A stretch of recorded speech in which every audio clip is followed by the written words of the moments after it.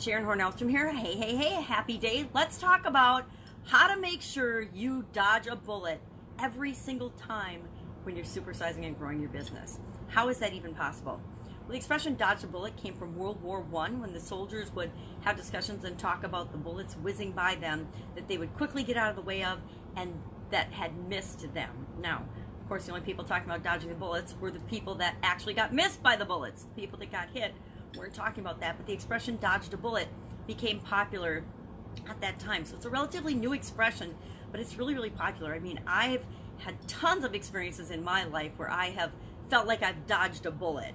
I have also gotten hit by a couple of bullets, which I'll talk about in a minute, but there's a surefire way to guarantee, I'm going to say guarantee, and I know that's really strong, but to guarantee that you will dodge a bullet each and every time. Do you want to know what that is? I'll share that after I give some examples.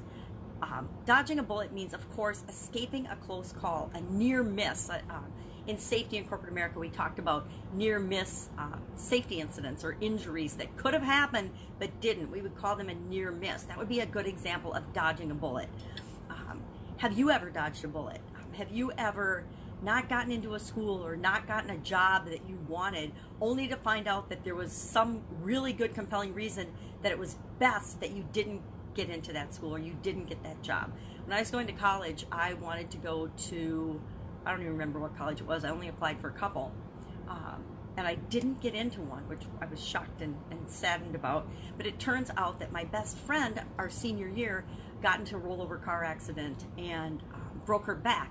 And so when it came time for somebody to go along with her, so I went with her to a college that we both got into. We both went to Marquette. And I was super glad. Now, I was disappointed that I hadn't gotten into my first choice Ivy League school that I wanted to, but I also was glad that I had gotten into Marquette and that we had both applied and gotten into Marquette so that I could go and I could help her out for a couple of years. So that would be an example of that. Have you ever not gotten a promotion only to find out that there was a good reason for that? Maybe the boss was a schmuck or something that you would have had to work for. You would have had to move across country, or for some reason it would have been a bad move for you. Have you ever not dated someone and found out that they were really a jerk? Have you ever not married somebody and found out that they were really a jerk? Have you ever driven home a different way, taken a different route home? Something just says, hey, stop by the store or before you go home, or do this.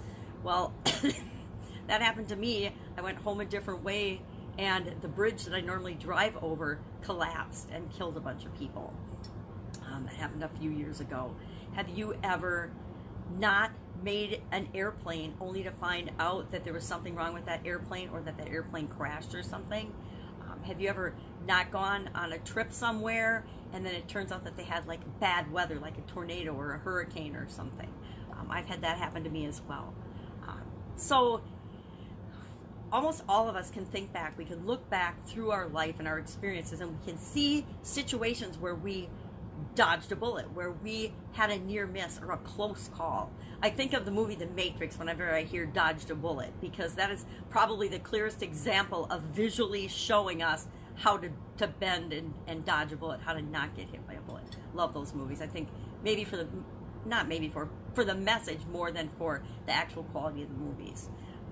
So who wants to know how to guarantee that you can dodge a bullet every time? I'm sure everyone's clamoring yes. There is a surefire way. Of course, whenever we're looking at any decision or any situation, we want to do our homework. We want to do some research. Before you date that person, Google them, go online, check them out, find out what and who you're dealing with. And if there's no information, say no. If there's anything, and this is where the secret comes in, always, after doing your homework, after doing some research, check in with your intuition. Do a gut check. Do a feelings or a vibes or an energy or whatever you call it, intuition check. I'll tell you why. Every single time I have had one of those intuitive feelings that I let my mind and my logic and the evidence override, for me, it has led to something very bad, almost totally disastrous, but pretty bad and disastrous happening in my life. I've had that intuition hit, and it's different for each of us, but you clearly know that there's something that's telling you, whether it's God or angels or the universe or whatever, there is some bigger force at play in the world that lets us know when something is off, when something feels off or gives you a weird feeling in any way, shape, or form.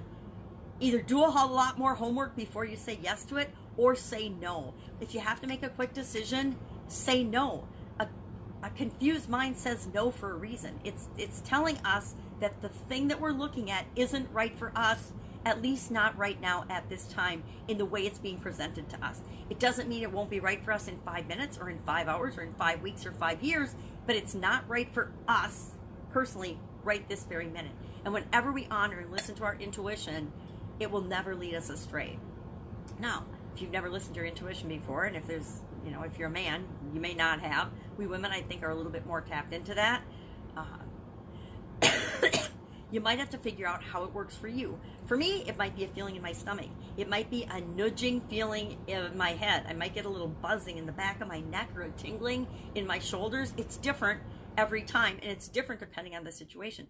But I now learn and have learned to honor that, because when I didn't listen to it, I ended up divorced. I ended up in a super bad, disastrous business situation when my intuition said don't do it, but all of the emotional reasons and all of the other reasons and the on paper reasons said yes, do it, but my intuition said no. I ended up in a super duper bad, disastrous business situation that I still am dealing with some of the ramifications of. That's how crazy that was.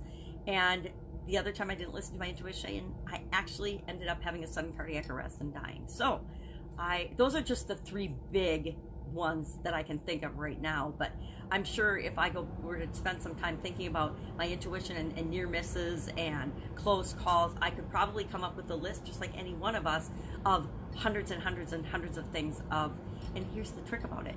We don't even know a lot of times the things that we avoided because we made a certain decision. I think this reminds me of the movie The Butterfly Effect, where everything we do impacts everything else. I mean, that's kind of a woo-woo thought for the day, but the whole point is, if you want to make sure that you dodge a bullet every single time as you're growing and building your business, and for other areas of your life as well, just check in with your intuition. As a final check, always check in with your intuition. And if anything is off, or feels off, or looks off, or seems off, say no right now. You can always say no and make a different decision later, but it buys you time to actually do the research you need to do and find out what you need in order to make the best decisions and the right decisions for you. That's it. Dodge a bullet today. If I can help you in any way, hit me up in the comments below. Otherwise, I will be with you tomorrow with another interesting idiom. What does it mean? Where does it come from? We're going through 10 idioms that mean problems or difficulties or challenges, since I'm doing a challenge, 10-day challenge right now. I thought it would be fun to look into challenge idioms or difficulty idioms. That's it. Have an awesome day. Catch you tomorrow.